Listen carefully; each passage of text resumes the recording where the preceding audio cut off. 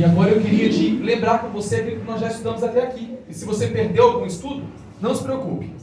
Nós estamos estudando as 7 igrejas, os 7 selos e as 7 trombetas do Apocalipse.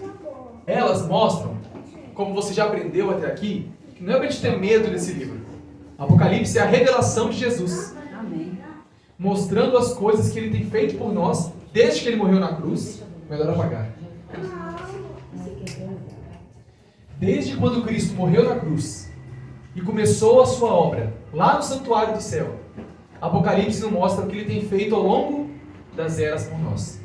E hoje nós vamos aprender o que Ele está fazendo no final de sua obra. Por quê? Quando nós olhamos, irmãos, para Daniel, lá do Antigo Testamento, né? E Apocalipse no Novo Testamento, nós vemos muitas coisas em comum. As mesmas visões que foram dadas para Daniel são agora explicadas para João no Apocalipse. Por exemplo, lá em Daniel 2, você se lembra dessa estátua aqui? Sim.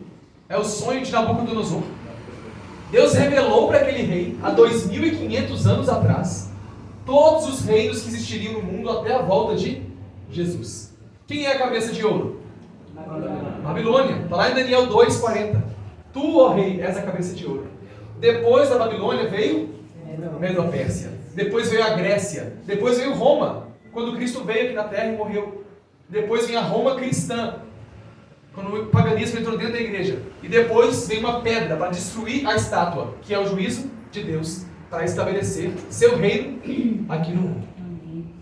Em Daniel 7, o que nós vamos ver aqui no livro de Daniel e Apocalipse é que a mesma história é contada de diferentes formas. Por exemplo, se eu falo assim, isso aqui é uma Bíblia, está certo?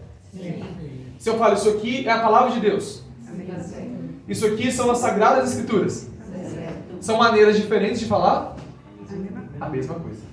Quando você olha para os 7 selos, 7 igrejas, 7 trombetas, é Deus mostrando a história do mundo, a mesma história de Jesus até hoje, de diferentes perspectivas, né? E em Daniel é a mesma coisa. Lá em Daniel 7, não são estátuas, são animais. O leão, o urso, leopardo, dragão e o chifre pequeno. Mas representam a mesma coisa? Sim. De maneira diferente. Bom, nós não vamos entrar nos detalhes aqui agora, mas Daniel 8 também continua a mesma história. Lá em Daniel 8, em vez de você ter a Medo-Pérsia como urso, agora é um carneiro. E a Grécia? Um bode. E a Roma continua sendo um chifre, mas agora é um chifre que age de várias maneiras, como pagã e depois como cristã. E tudo isso no livro de Daniel nos diz que o que ia acontecer no futuro, quando hoje nós olhamos, depois de 2.500 anos, vemos que já se cumpriu. Deus revelou que depois da Babilônia viria Medo-Pérsia, a Grécia, a Roma pagã. Mas o que eu queria perguntar para vocês, e é isso que é o mais interessante, irmãos. Depois de todos esses reinos, o que acontece? O que acontece no final da estátua? Ela é destruída, vem o juízo de Deus. O que acontece em Daniel 7 depois do chifre pequeno? Vem um tribunal lá no céu. O Filho do Homem entra na sala do Pai, no lugar santíssimo. Quando que isso acontece? Daniel 8 vai nos responder. Depois desses reinos, depois que Roma agiu, depois de 1798, começou o juízo no céu. Irmãos, imagina se hoje um anjo descesse na sua casa e te dissesse, tal dia, tal mês, em 2030, por exemplo, Jesus voltará. Você vai receber seu dia, né? O mês, a hora e o ano. A sua vida ia mudar alguma coisa? Talvez ia mudar, né? Quando você souber que a data está chegando, né? Daniel nos dá o dia, não é da volta de Jesus, viu? Fiquem tranquilos. Nos dá o dia, o mês, a hora e o ano, no momento que o juízo começa no céu. E se a gente sabe que o juízo já começou, é a última obra de Jesus antes dele voltar. E é por isso que eu queria ver com vocês a visão que Daniel tem no capítulo 8. Daniel vê 2 animais, um lutando contra o outro. Um carneiro de 2 chifres e um bode de 1 chifre. Tudo isso aqui, irmãos, fala sobre Jesus. Porque esse capítulo termina com a obra dele lá no céu. Lá em Daniel 8, foi enviado um anjo para explicar a visão para Daniel. Qual foi o anjo que Deus enviou? Gabriel foi enviado para dar de entender a Daniel a visão. Daniel não tinha entendido a visão. Sabe quando você lê essas profecias e fica assim, o que significa? Isso é de chifre, de animal, de coisa assim? Daniel se sentiu da mesma forma. Aí veio o anjo Gabriel. E o anjo Gabriel fala assim, aquele carneiro que você viu com 2 chifres, são quem? Gente, antes, se você olhar Daniel 8, ele está no 3º ano de Belsazar. Antes da Medo-Pérsia dominar o mundo, Deus já revelou para ele que seria o rei.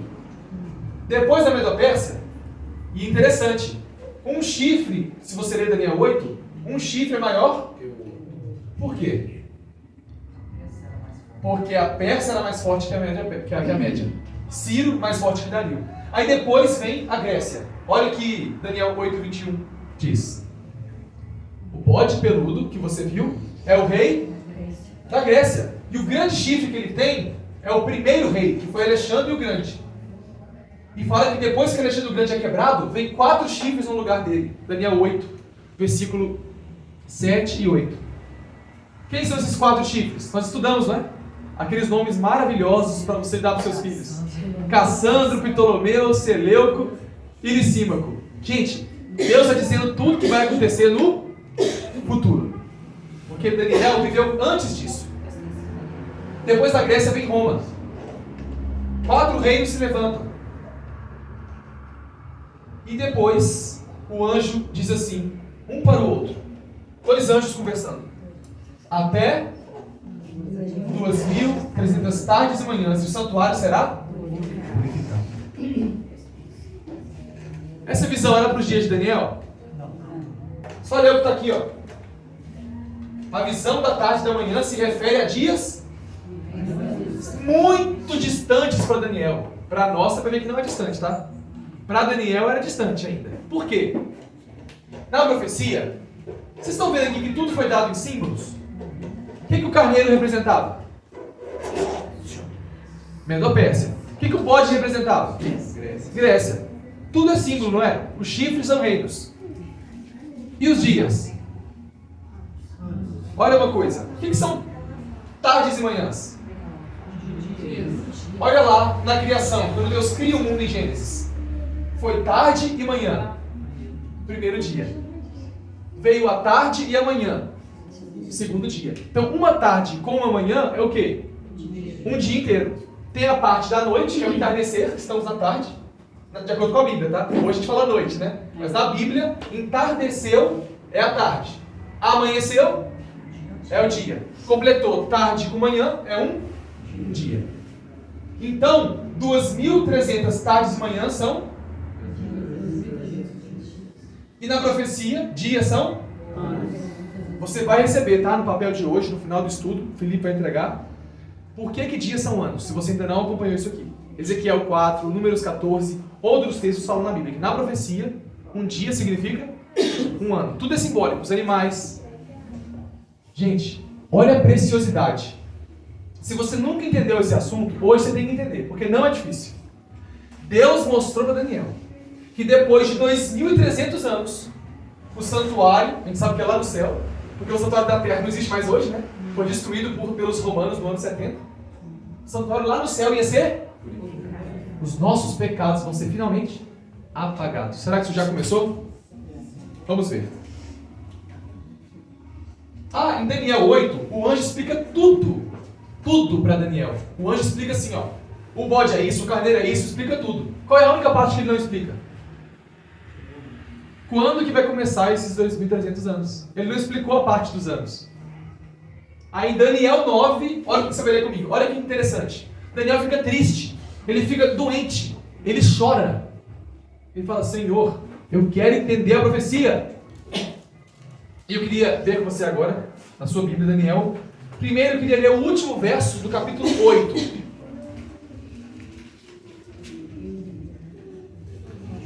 Daniel, 8. Versículo 27.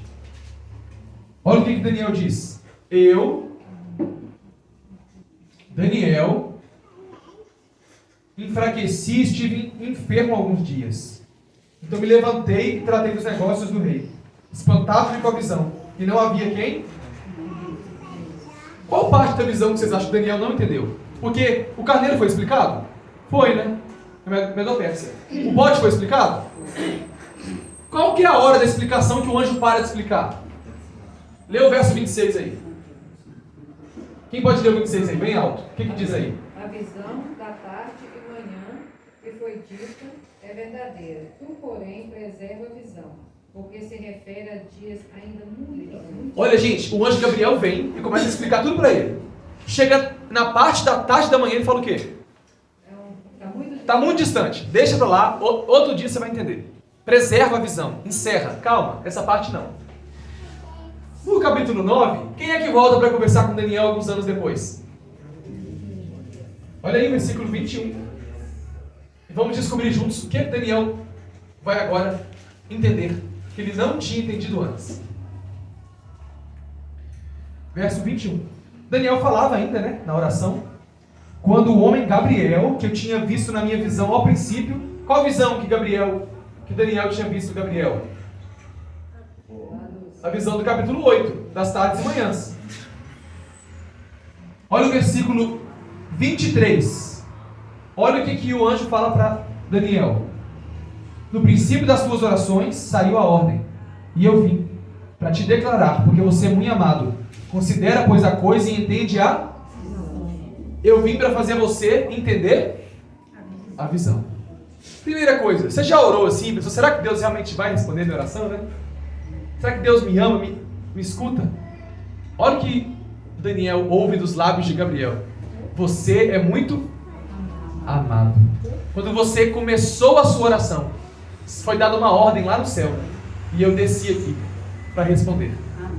Olha a ligação entre o céu e a terra. E nesse momento, nós percebemos algo muito legal. Irmãos, quando começa a visão do capítulo 8, do bode e do carneiro, Daniel fala que teve uma visão. A palavra aqui é razão para visão. Lá no final, o anjo fala que a visão da tarde e da manhã é para dias distantes. Qual a palavra que ele usa? Ué, mas não é a mesma coisa? Visão e visão? Tem duas visões. Uma é a que foi explicada. A outra é a visão da tarde. Essa foi explicada? No capítulo 9, é isso que o anjo fala. Entende a visão. Qual visão? A parte que não foi explicada é a maré. A parte da tarde, isso aqui é o hebraico, tá? É o original. São palavras diferentes. Então o anjo vai explicar o que para Daniel? A parte que não foi explicada. A parte da tarde, nós já vimos que são 2.300 anos. Quando a gente terminar o estudo de hoje, você vai ver que você não está vivendo em dias comuns. Estamos vivendo já no período em que essa profecia está se cumprindo. Vamos lá então, ele vem explicar. Ele vai falar que desses 2.300 anos, o que o anjo fala em Daniel 9? 70 semanas foram cortadas para o teu povo. Mas dessas 70 semanas, vai ter 7 e depois vai ter 60. Quanto que dá? Isso mais isso? Eu acho que por enquanto a gente não precisa usar a calculadora, né, gente?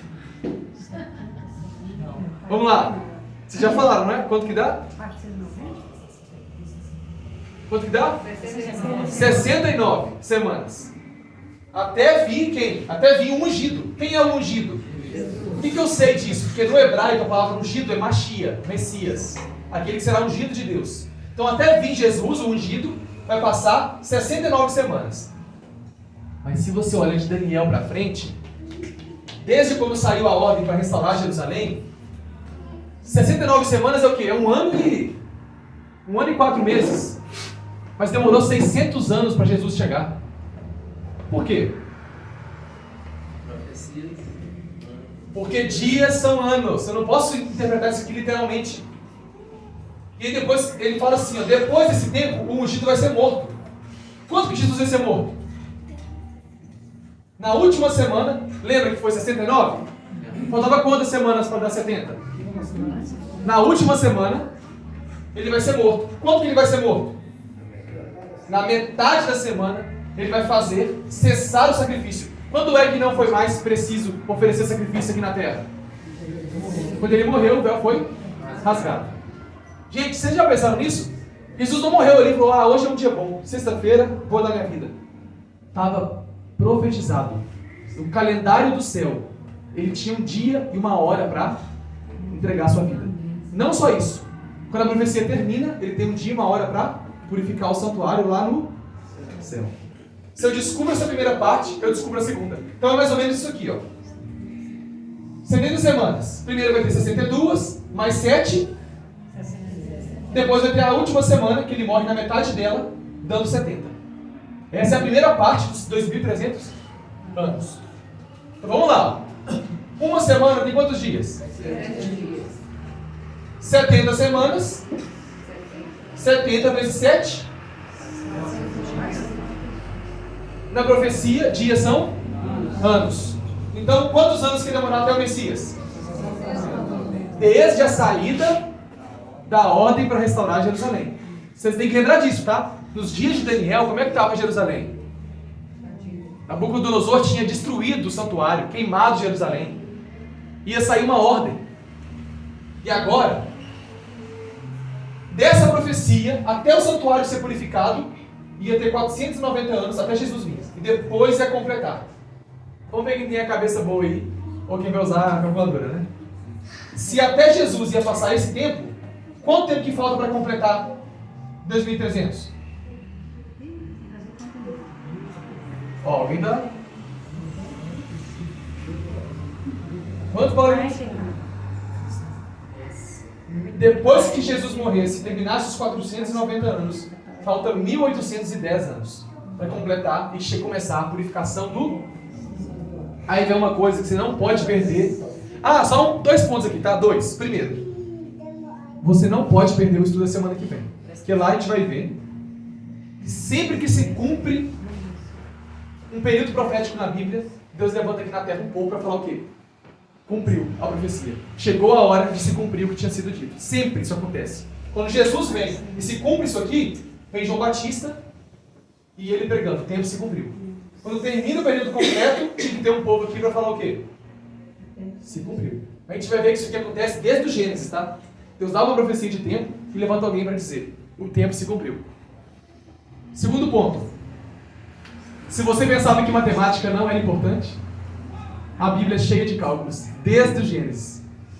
Lá com Noé já começa, 120 anos. Aí você tem que fazer as contas para você saber quanto tempo que durou. É incrível, gente. Matemática não é uma coisa assim, você tem que saber fazer física quântica. Não, matemática básica. A Bíblia é cheia de coisas lindas que nos ensinam sobre o plano da salvação. Deus tinha um calendário já de quando que tudo ia acontecer. E Ele revelou isso para nós. E é por isso que vamos agora juntos descobrir quando que o santuário começou a ser? Se você já está acompanhando os estudos, você sabe que no céu existe um santuário, onde Cristo está atuando por nós, desde que Ele ressuscitou. E nós temos alguns eventos aqui. Desde quando saiu o decreto para restaurar Jerusalém, vai passar 490 anos. Jesus vai ser morto na metade da última semana. E ele vai ser ungido, batizado. E no final de tudo, vai ser purificado o santuário. Se nós descobrirmos uma data aqui, a gente já consegue descobrir todas. E é por isso que ali o Paulinho respondeu. Depois que terminar as 70 semanas, que são 490 anos, faltam 1.810. E você vai ver que está muito mais próximo de mim e você que nós imaginamos. Vamos lá. Primeiro vai ter as 62 mais 7 e depois a última semana. Se eu descubro o ano que Jesus morreu, eu vou descobrir quando termina, quando começa e consigo chegar lá no final. Vocês estão juntos comigo? Até o Messias, 70 semanas. Até purificar o santuário, 2.300 anos. No caso, sobrou 1.810. Isso aqui, gente, depois que você pegar a sua folha no final, veja lá, revise.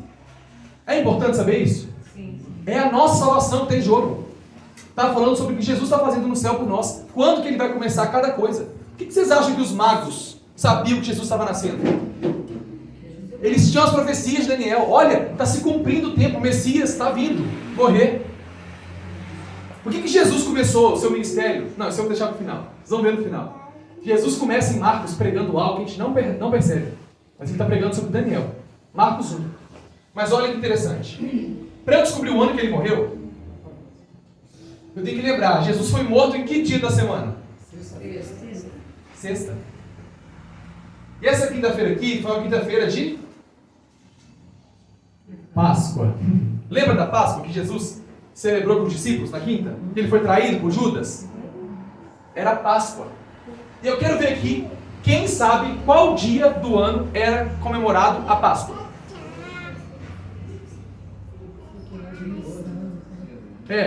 Nissan é o primeiro mês. Agora qual dia? Alguém lembra? 14 de Nissan. Aqui está lá em Levítico. No primeiro mês, dia 14, era a... Se dia 14 é a Páscoa, ele morreu que dia? Na sexta. Quem era o governador quando Cristo morre? Ele reinou de 26 até... Então, se eu descobrir nos 10 anos que Pilatos reinou, qual foi o ano que uma sexta-feira do primeiro mês deu no dia 15, eu vou descobrir o ano que Jesus morreu. Vocês estão comigo, né? Se eu descubro no reinado de Pilatos qual ano tem uma sexta-feira do primeiro mês que deu no dia... Que dia? 15. Eu vou descobrir o ano que ele... Se eu descubro o ano que ele morre, eu mato toda a charada da profecia. E é por isso que o único ano que dá é o ano 31. Se ele morre no ano 31, vamos lá. Essa é a última semana. Uma semana são quantos dias? Na profecia, quantos anos? 7 anos. Se ele morre na metade da última semana, o que é metade de 7? 3 anos e meio. Então quantos anos que faltam para terminar as 70 semanas? 3,5, porque ele morre na metade da última. Então 31 mais 3? 34, gente. A gente nem precisava isso, tá? É só ir para a história, lá em Esdras capítulo 6, a gente vai ver semana que vem. É só em Esdras 6 que você descobre que o decreto saiu no ano antes de Cristo, 457. Você pega 490 e vai chegar no ano 34. Mais 1810? 1844. Agora está muito mais perto de nós do que Daniel, né? Daniel 8 fala para mim e para você. Gente, na próxima semana a gente vai ver o que aconteceu no mundo quando esse ano chegou. A gente não viveu nesse ano, né? O mundo estava um caos. Todo mundo estava desesperado. Porque o pessoal que vivia naquela época estudou isso aqui. Que eles acharam que Jesus ia voltar. Só que eles não entenderam que é o ano que ia começar a ser purificado o santuário no céu. Quando Jesus pegou a chave de Davi, nesse ano, abriu a porta do lugar santíssimo. Entrou na sala do Pai. E agora ele está diante da Arca da Aliança. A partir desse ano, a lei de Deus começou a ser lembrada aqui na Terra. E eu queria terminar com vocês, só para a gente concluir, tá bom? Porque muito mais do que decorar datas, é entender sobre o que Jesus está fazendo hoje no céu. Que Jesus é o centro da profecia. E aqui eu vou passar essa parte, mas olha que interessante, irmãos.